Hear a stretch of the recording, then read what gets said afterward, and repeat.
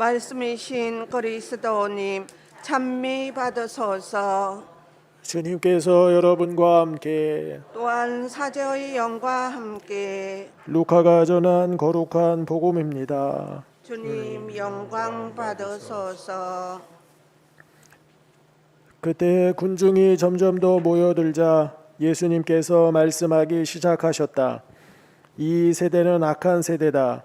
이 세대가 표징을 요구하지만 요나 예언자의 표징밖에는 어떠한 표징도 받지 못할 것이다. 요나가 니네베 사람들에게 표징이 된 것처럼 사람의 아들도 이 세대 사람들에게 그러할 것이다. 심판 때에 남방 여왕이 이 세대 사람들과 함께 되살아나 이 세대 사람들을 단죄할 것이다. 그 여왕이 솔로몬의 지혜를 들으려고 땅 끝에서 왔기 때문이다. 그러나 보라, 솔로몬보다 더 큰 이가 여기에 있다. 심판 때에 니네베 사람들이 이 세대와 함께 다시 살아나 이 세대를 단죄할 것이다. 그들이 요나의 설교를 듣고 회개하였기 때문이다. 그러나 보라, 요나보다 더 큰 이가 여기에 있다. 주님의 말씀입니다. 그리스도님 찬미합니다.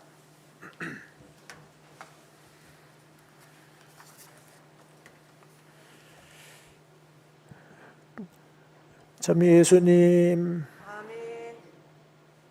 밤새 평안하셨나요? 예, 여기 계신 우리 교우분들에게 하나님께서 주시는 위로와 평화가 가득하시기를 축복을 드립니다. 학교 다닐 때요, 종종 집안의 경제적 수준이 어떤지 그걸 왜 적으라고 하는지는 모르겠지만 그거를 적으라고 할 때가 있었어요. 여기 계신 분도 그런가요? 예. 그러면 고민을 하게 됩니다. 분명히 부자는 아니고 그렇다고 가난한 것도 아니고 그렇게 고민을 하다가 이렇게 적는 거예요. 중산층. 신앙에도 중간이 있을까요? 신앙생활에도 중간이 있을까요? 우리 교우분들의 신앙 수준은 내 스스로 생각하기에 어느 정도이십니까? 중간이셔요? 나보다 못하는 사람을 보면은 내가 잘하고 있구나 라는 생각이 드실 것 같고, 나보다 잘하는 사람을 보면은 내가 좀 못하고 있구나 라는 생각이 들 것 같아요. 지금 평일미사 나오셨는데 평일미사 안 나오시는 분들이 더 많거든요. 그러면은 아이고 나는 신앙생활 잘하고 있구나 라는 생각이 솔직히 들 때가 있으셔요, 없으셔요? 있으시죠? 그런데 막 몫을 바쳐서 신앙생활 하시는 분들도 계시잖아요. 순교자분들. 아니면 전 재산을 막 기부한다든지 아니면 내 온 삶을 봉사활동에 투신을 한다든지 또 그런 분들을 보면은 내가 좀 이게 좀 부족한 건가라는 그런 생각도 드실 것 같고요. 그래서 드는 생각, 중간인가? 잘하는 것도 아니고 그렇다고 못하는 것도 아니고 그럼 난 중간인데. 마테오복음 25장에 최후의 심판 장면이 나옵니다. 목자가 사람을 이제 가른다고 합니다. 여기서 목자는 누구시냐면은 우리 예수님을 말합니다. 예수님께서 당신 앞에 모인 사람들을 가르는데 어떻게 가르느냐? 양들과 염소로 가르는 거예요. 양들은 예수님의 오른쪽에, 염소들은 예수님의 왼쪽에 서게 하는 거예요. 그리고 양들은 어디로 보내요? 하늘나라로 보내고, 그리고 염소들은요, 지옥으로 보냅니다. 그러면 우리 교우분들은 양들이에요, 염소예요?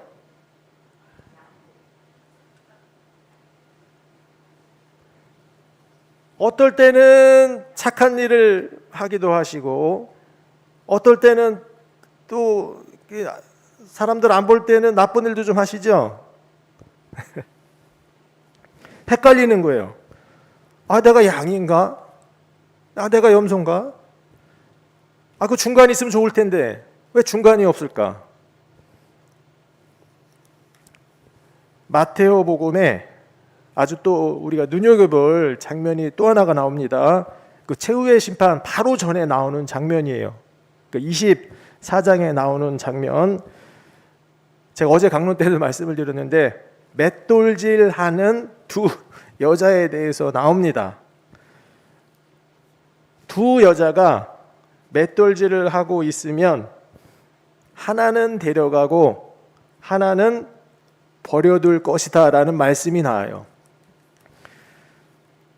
똑같이 두 여자가 지금 똑같이 맷돌질을 하고 있는데 하나는 데려가고 하나는 버려둔대요.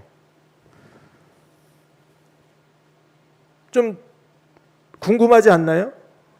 아, 왜 똑같이 맷돌질을 하고 있는데 왜 이렇게 차이가 날까? 착한 일을 하는 사람을 데려가는 거는 이해가 되고 나쁜 일을 하는 사람을 안 데려가는 건 이해가 되죠. 그런데 똑같은 일을 하고 있는데 똑같이 기도하고 있고 똑같이 성당에 다니고 있고 똑같이 일을 하고 있는데 하나는 데려가고 하나는 데려가지 않는데요. 이 말씀은 우리가 심판을 받게 되잖아요. 우리가 심판을 받을 때 맷돌질보다 더 중요한 게 있다라는 거예요. 그러니까 우리의 행위보다 더 심판을 받을 때 더 중요한 것이 있다라는 거예요. 그것이 뭐냐면은 우리 안에 있는 본성입니다. 본성. 양의 본성을 가진 여자는 데려가시는 거예요. 그리고 염소의 본성을 가진 여자는 버려지는 거예요. 그래서 우리가 회개하라고 하면 회개하십시오. 그러면은 우리는 무엇부터 바꾸려고 해요? 행동부터 바꾸려고 하죠. 내가 뭐 지금 잘못하고 있나? 그거 보면서 행동을 바꾸려고 해요. 물론 그것도 회개입니다. 그것도 중요한 거예요. 그런데 그거보다 우리가 먼저 바꿔야 될 게 있어요. 그게 뭐냐면은 본성. 우리 안에 있는 본성을 먼저 바꿔야 합니다. 행위의 회개보다 더 중요한 것이 본성의 회개인 거예요. 내가 염소였으면은 양으로 이 본성을 바꿔야 되는 거예요. 그러면 이 본성은 어떻게 바뀌느냐? 이 맷돌질 한다고 잘 바뀌지 않아요. 성당에 다닌다고 해서 이 내 본성이 바뀌지가 않아요. 이 본성을 바뀌게 하는 것은 믿음입니다. 믿음. 이 믿음에 의해서 우리의 본성이 바뀌어지는데 이 본성을 이제 바꾸어 주시기 위해서 오신 분이 우리 예수님이셔요. 예수님께서 우리가 당신처럼 하느님의 자녀임을 믿게 하시기 위해서 이 세상에 오셨고, 그리고 우리를 위해서 피를 흘리셨어요. 그리고 하느님을 이렇게 부르라고까지 알려주셨어요. 이거 어제 주님의 기도에 나오죠? 하느님을 어떻게 부르냐면은 하늘에 계신 우리 아버지라고 부르라고 알려주셨어요. 이렇게 우리를 위해서 피를 흘리시고 우리가 당신처럼 하느님의 자녀임을 알려주시기 위해서 이렇게 십자가 위에서 돌아가신 예수님을 믿고 하느님을 아버지로 받아들이는 사람은 이제 본성이 바뀌는 거예요. 하느님의 자녀라는 본성으로 바뀌는 거예요. 그게 바로 양인 거예요. 그럼 염소는 뭐예요? 안 믿는 거죠. 자신이 하느님의 자녀임을 믿지 않는 사람들이 바로 염소인 거예요. 여기 계신 분들은 양이에요, 염소예요? 확실하죠? 안 헷갈리죠? 구원받으신 분들이에요. 믿으니까 내가 하느님의 자녀라는 것을 믿고 계시기 때문에 여기 계시는 분들은 염소가 아니라 양이신 거예요. 예, 우리가 예수님처럼 하느님의 자녀임을 믿고 구원의 삶을 물론 이렇게 살아가시다 보면은 넘어질 때도 있으시잖아요. 그거 괜찮으신 거예요. 다시 일어나서 또 하느님 아버지를 부르시면서 또 나아가시면 되는 거예요. 예, 그렇게